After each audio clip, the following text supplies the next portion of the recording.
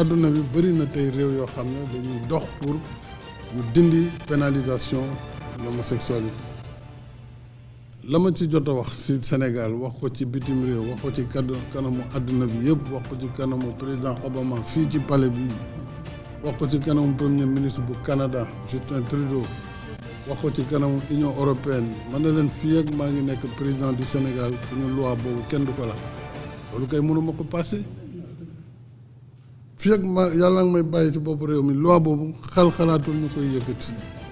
kon mbir moomu waratuñ ko yëkkati kon dama xamantul ci mbir moomu lan moo war a taxati ñu xëy rek bés élection jib ñu yëkkati ne waa nguur gi ñoom ñoo bëgg a dindi loi bi wala boog bañ nañoo criminaliser nag mooy loi bi dañ koy def ci daan yi gën a métti mel nu ko rey nit loolu mooy criminalisation ba mu demee assemblée nationale assemblée xool ne loi bi ngeen di wax dëggam mu ngi ci suñu loi ñu dindi wuñ ko ñu ngi daan ba léegi képp koy doxalee noonu état bi nga xam ne ki ko jiite lam ci wax leer na du waxu biir néeg si biti la ko wax mu ne fang kon gisuñu lu war a taxaat ñuy tegaat loi bu bees ci wàllu woowu bu yemoon ci wàllu politique man du ma metti waaye su ma gisee nag ñu dugal ci ay imam wala ay nitu diine dem di leen wax di leen won di sos ak di teg tuuma nguur gi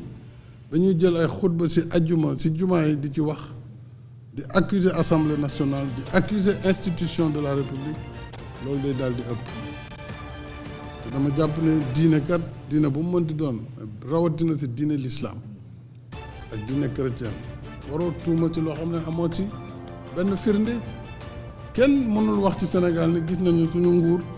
mu ngi dox lu toll nu tarfatal ay ni ci naan dafay soppi loi boobu kon kay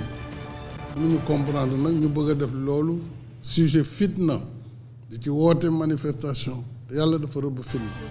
te fitna day nelaw waruñ ko yee waruñu nag it am na loo xam ne gënul ñu fay yegg nguur gi daal fas yéenewul ci suñuy jikko suñu diine teggi lenn ci loi bi fi nekk te dafa daan mbirum borom ñaari tur yi di góor jigéen ok débat boobu waratul am